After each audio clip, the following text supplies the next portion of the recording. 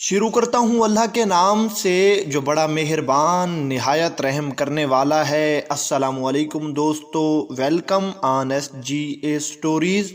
दोस्तों, रिवायत किया जाता है कि पुराने वक्तों की बात है कि ईरान के किसी इलाके में एक गरीब आदमी रहता था। उसकी एक खूबसूरत और नौजवान बेटी थी और वो गरीब आदमी सारा दिन खेतों में हल चलाता था, मेहनत मजदूरी करता और इससे अपने घर का गुजर बसर चला रहा था। खेतों का सारा काम वो अकेला करता था और घर के काम काज उसकी वो खूबसूरत और नौजवान बेटी कर दिया करती थी। एक दिन जब शाम को वो खेतों से वापस आया तो उसकी बेटी घर पर मौजूद नहीं थी। अपनी बेटी को घर पर मौजूद ना पाकर वो बेचारा बहुत परेशान हो गया। उसने पड़ोस के लोगों से भी पूछा लेकिन उसे अपनी बेटी कहीं ना मिली।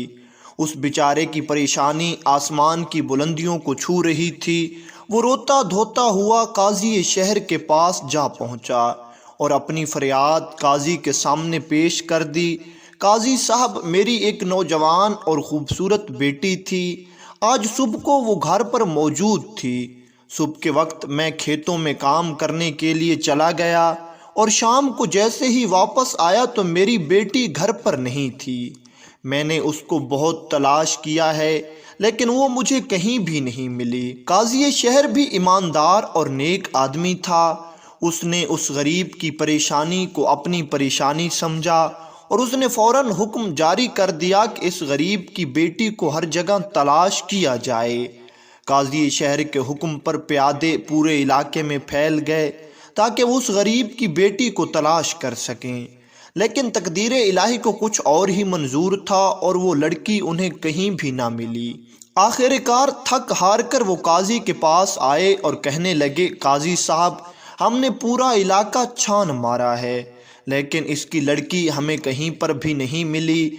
न जाने उसे आसमान निगल गया या ज़मीन खा गई।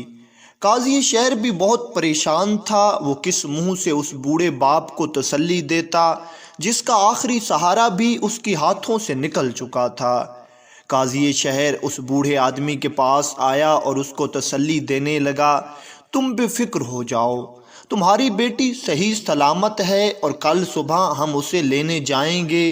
वो मेरे एक अजीज़ के यहाँ रुकी हुई है और मेरे चंद प्यादे भी उसके साथ हैं। काजी शहर ने उस गरीब आदमी को झूठी तसल्ली देकर उसको एक उम्मीद तो दे दी थी लेकिन अब काजी शहर की समझ में नहीं आ रहा था कि वो करे तो क्या करे। आखिर कैसे इस बेचारे दुखियारे बाप की बेटी को तलाश करे। रात के वक्त पूरी रात काजी शहर मुसल्ले पर बैठा दुआएं करता रहा, अल्लाह के हुजूर रोता रहा, गिड़गिड़ाता रहा। अपने रूहानी पीरो मुर्शिद हुजूर गौसे आज़म शेख अब्दुल कादिर जिलानी रहमतुल्लाह अलैह को पुकारता रहा। आखिरकार तहज्जुद का वक्त हो गया। काजी शहर ने वज़ू करके तहज्जुद की नमाज अदा की और तहज्जुद के हर सजदे में वो रो रो कर अल्लाह के हुजूर दुआएं करने लगा, या अल्लाह इस गरीब इंसान की मदद फरमा और इसकी लड़की इसे मिल जाए। तहज्जुद से फारिग होकर वो बैठा ही था कि थोड़ी देर के लिए उसकी आंख लग गई। वो ख्वाब में देखता है कि एक नूरानी शक्ल वाले बुजुर्ग काजी शहर को कहते हैं, जाओ फलां जंगल में चले जाओ, वहाँ हमारा एक मुरीद रहता है, उसके सामने अपना मसला बयान करो, वो तुम्हारी मदद कर देगा। और उसके साथ ही काजी शहर की आंख खुल जाती है। काजी शहर खुशी खुशी उस बूढ़े गरीब बाप को साथ लेकर उस जंगल की तरफ चला जाता है जिसकी तरफ उसे ख्वाब में इशारा हुआ था। जब काजी शहर अपनी मतलूबा जगह पर पहुंचता है तो उसे वहां उसी शक्लो हैयत का बुजुर्ग बैठा हुआ मिलता है जिसके बारे में उसे ख्वाब में नवीद सुनाई गई थी। काजी शहर और वो बूढ़ा गरीब बाप दोनों उस बुजुर्ग की दस्तबोसी करते हैं और काजी शहर उस बुजुर्ग के सामने अपना सारा किस्सा बयान कर देता है। वो बुजुर्ग मुस्कुराते हुए फरमाता है कि तुम्हारे आने की इत्तला मुझे पहले ही दे दी गई थी, तुम बेफिक्र हो जाओ, अल्लाह ताला बड़ा गफूरुर रहीम है, अल्लाह ताला हमारी ज़रूर मदद फरमाएगा। अभी थोड़ी देर ही गुजरी थी कि वहाँ से एक आदमी का गुज़र हुआ जो देखने से जादूगर लग रहा था اس بزرگ نے اس جادوگر کو اپنی طرف بلایا تو جادوگر اس بزرگ کے پاس آ کر پوچھنے لگا، آپ مجھ کو کیوں بلا رہے ہیں؟ آپ کو مجھ سے کیا کام ہے؟ وہ بزرگ اطمینان سے فرمانے لگا، تم نے اس غریب باپ کو اتنی تکلیف کیوں دی ہے؟ کل سے یہ بیچارہ تکلیف میں ہے، اس کی لڑکی اسے واپس کر دو۔ وہ جادوگر کہتا ہے، کون سی لڑکی اور کس کی لڑکی؟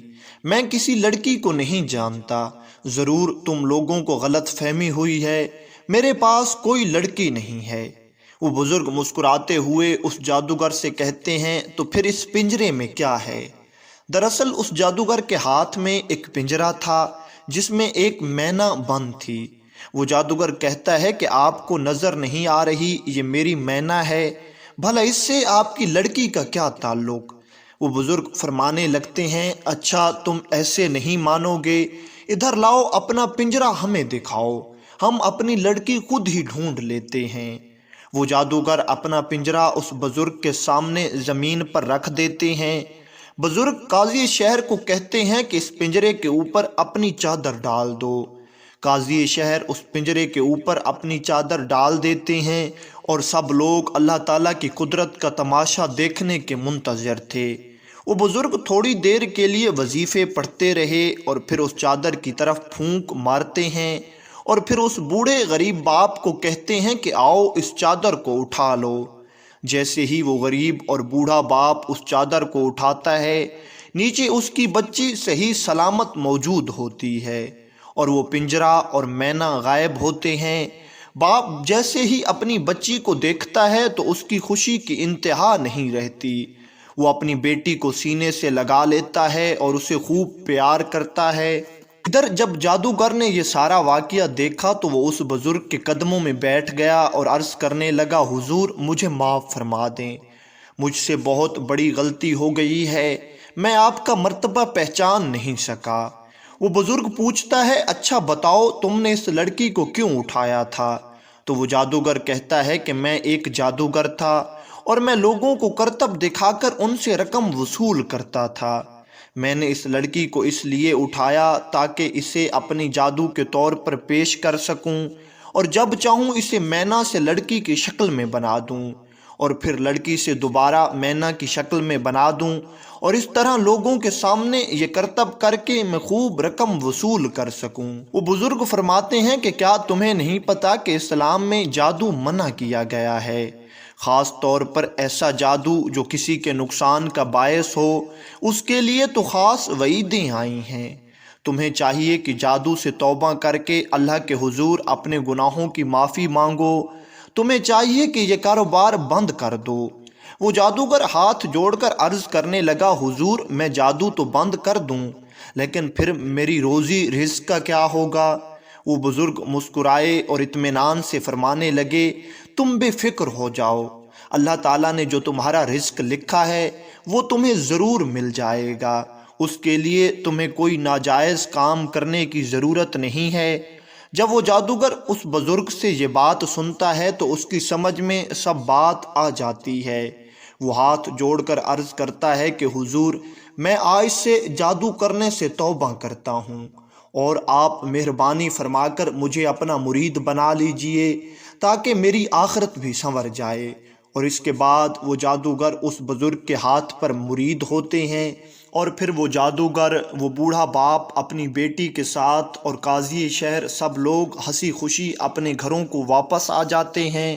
وہ بوڑھا باپ اور اس کی بیٹی تو اپنے گھر چلے جاتے ہیں لیکن قاضی شہر اپنے گھر جا کر اللہ کے حضور سجدے میں گر جاتا ہے اور اللہ تعالیٰ کا شکر ادا کرتا ہے کہ تو نے اس گنہگار اور خطاکار بندے کی لاج رکھ لی۔